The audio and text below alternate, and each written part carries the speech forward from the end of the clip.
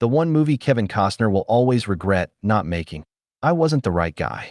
Even though he's only directed 5 features in 35 years, and the 5th is still stuck in cinematic purgatory, there are apparently 2 absolutes required for Kevin Costner to helm a feature.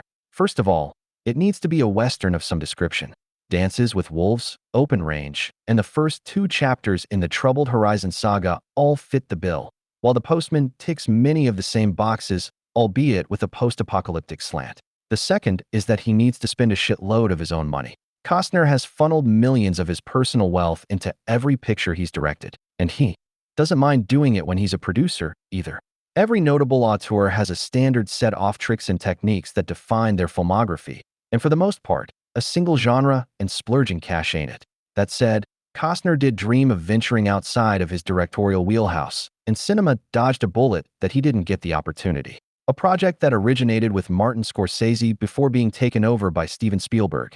When they did the old switcheroo with Cape Fear, nobody can deny the Jaws and Jurassic Park mastermind was the perfect filmmaker to tackle Schindler's List. It made perfect sense on paper, and it was even better in execution. An achingly emotional, poignant, and painful rumination on a rare ray of light that shone bright during one of history's darkest moments. It's one of Spielberg's very best, one of the greatest movies in modern cinema, and an 8-time Academy Award winner. In an alternate timeline, one which you should be glad you don't live in, Schindler's List was directed by Kevin Costner, who also played the lead role. I went to Steven and he said, "No, I think I'm going to direct it," the Waterworld frontman told Howard Stern.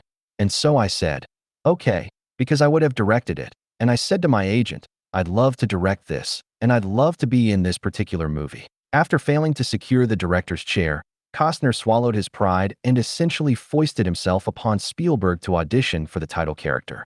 I said, "I'll come screen test for you, Steven," he recalled.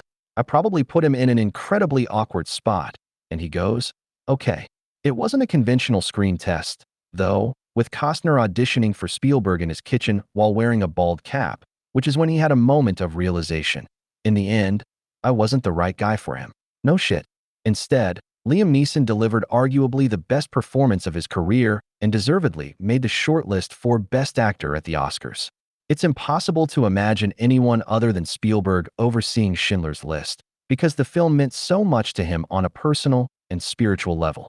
Even though he was one of Hollywood's biggest names at the time, it could have been a disaster had it become another Costner ego trip.